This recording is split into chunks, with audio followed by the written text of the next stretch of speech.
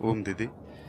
दीदी, ये जो 50 नंबर श्लोक में कर्मसु कौशलम, ये जो शब्द आया जी, इसमें उस दिन आपने बताया था कि जो कुछ लोग जो कर्म में निपुणता हो जाते हैं उसको योग मानते हैं, कुशलता मानते हैं। कुशलता मानते हैं। लेकिन योगस्थ होकर कर्म करना ये कुशलता है। तो ये योगस्थ होकर कर्म करना थोड़ा समझ में नहीं आया। कैसे योगस्थ मतलब कर्म करते हुए ईश्वर योग इन्होंने किसको कहा? गीता ने योग किसको कहा? समत्वम योग उच्यते। समत्वम योग उच्यते। ये कह रहे हैं कि हम समता को ही योग कहते हैं। समता का मतलब है किसी कर्म में न राग होना, न द्वेष होना, न कोई फल की आकांक्षा होना।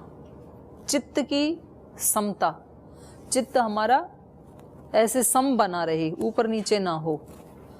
योग दर्शन में इसी को कहते हैं प्रशांत वाहिता।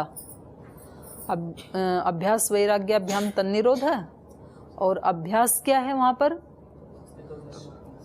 तत्र स्थितौ यत्नोभ्यास है। और स्थिति क्या है? चित्त की प्रशांत वाहिता के लिए प्रयत्न करना। ये वहां पर तो चित्त की प्रशांत वाहिता के लिए यत्न करना, ये अभ्यास कहा है वहां पे।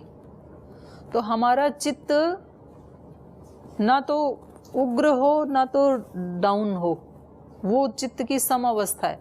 माने जब आपका बहुत अच्छे से कभी उपासना में, ध्यान में, या कभी आधा पौना घंटा आप कपालभाति करते ही गए तो चित्त की एक स्थिति ऐसी आती है, शून्य जैसे हो जाता है चित्त। वो चित्त की प्रशांत वाहिता है। माने जब उसी को श्री अरविंद कहते हैं निश्चल नीरवता। चित्त की निश्चलता और नीरवता। नीरव मतलब जिसमें कोई रव शब्द ना हो, जिस चित्त में। तो यो इसकी गीता की भाषा में उसको कहा समत्वम योग उच्यते। समता ही योग है। तो अपने चित्त को उस समता में रखते हुए हम जो भी कर्म करें, वो कर्मों की कुशलता है। राग या द्वेष से युक्त होकर के जो भी कर्म कर रहे हैं तो वो कर्म की कुशलता नहीं है। तो हम कर्म करेंगे कुशलता से, योग से युक्त होकर के कर्म करेंगे तो वो कर्म हमारे कुशल होंगे। वो कुशल कर्म हमें समत्व में स्थित होने में सहायता करेंगे। फिर ये समता में स्थित हो गए, ये संस्कार हमें कर्म को कुशलता से करने में सहायता करेगा। जो कर्म हमने कुशलता में किए तो वो कर्म हमें इस समत्व में प्रतिष्ठित होने के लिए सहायता करेंगे। अन्योन्य आश्रित हैं। जैसे सुबह सुबह आपने योग, प्राणायाम, ध्यान, उपासना, यज्ञ, इसके द्वारा अपने चित्त की एक स्थिति बनाई, शांत स्थिति बनाई। अब उस स्थिति को जब नाश्ते के लिए आए तो बना के ही लाना है, वहां तक साथ रखना है, प्रसादम तक। नहीं तो वो 6 नंबर ब्लॉक से बाहर निकलते निकलते ही वो स्थिति टूट जाती है। किसी से बात करने लगते हैं, फिर वो स्थिति चली, उसको छोड़ना नहीं। जैसे ही आप उठे ध्यान से, उपासना से या यज्ञ से, तो उसको पकड़ के रखो उस स्थिति को। फिर प्रसादम में गए तो कोई व्यक्ति पंक्ति में पीछे था लाइन में, फिर वो आगे आ गया तो उसको आगे देखते ही हमारी स्थिति टूटती है, समता टूटती है हमारी। हमारा ध्यान वहां चला जाता है फिर कि भाई पीछे आया था तो पीछे लाइन में आना, हम भी तो खड़े हैं। एयरपोर्ट पे बहुत होता है ऐसे, जो क्यू में होते हैं लोग, फिर पीछे वाला आगे आता है तो दूसरे उसको बोलते हैं भाई साहब पंक्ति में आ जाओ।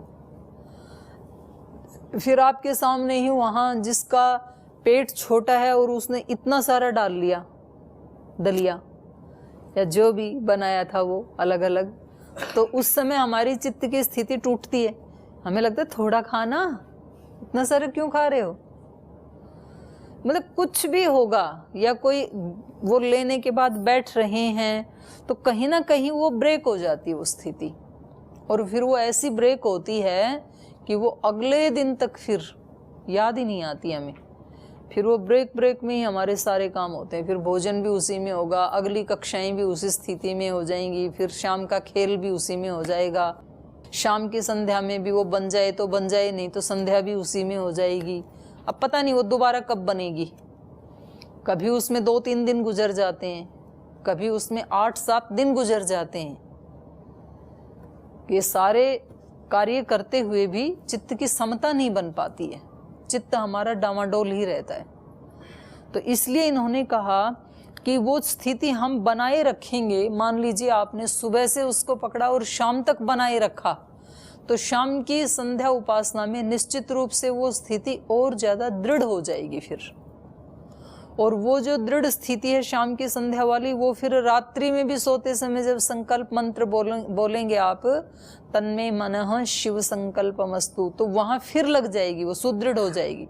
और वो स्थिति फिर नींद में और गहरे तक चली जाएगी, आपके अस्तित्व में, आपकी बुद्धि में, चित्त में बहुत गहरा चला जाएगा वो संस्कार।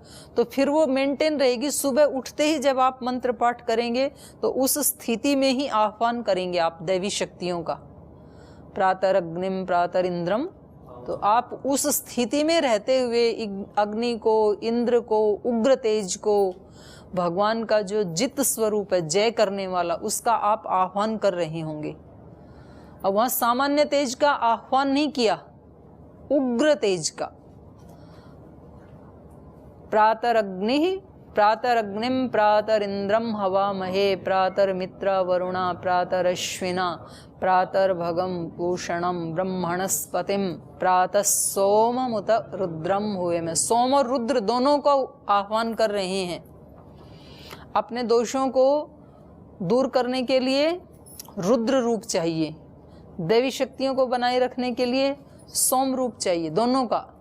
प्रातर्जितम भगम उग्रम हुए में, उग्रम भगम हुए में, हम उस उग्र भग का आह्वान कर रहे हैं, क्योंकि सामान्य भग से हमारे दोष नहीं हटने वाले हैं। उग्र तेज से वो भस्म हो जाते हैं योग अग्नि से। तो फिर आपकी वो स्थिति एक साइकिल बनी रहेगी। स्थिति में होके मंत्र बोलेंगे, उस स्थिति में फिर प्राणायाम करेंगे, ध्यान करेंगे, फिर वो और सुदृढ़ होगी। उसी स्थिति में फिर यज्ञ हवन करेंगे और सुदृढ़ होगी।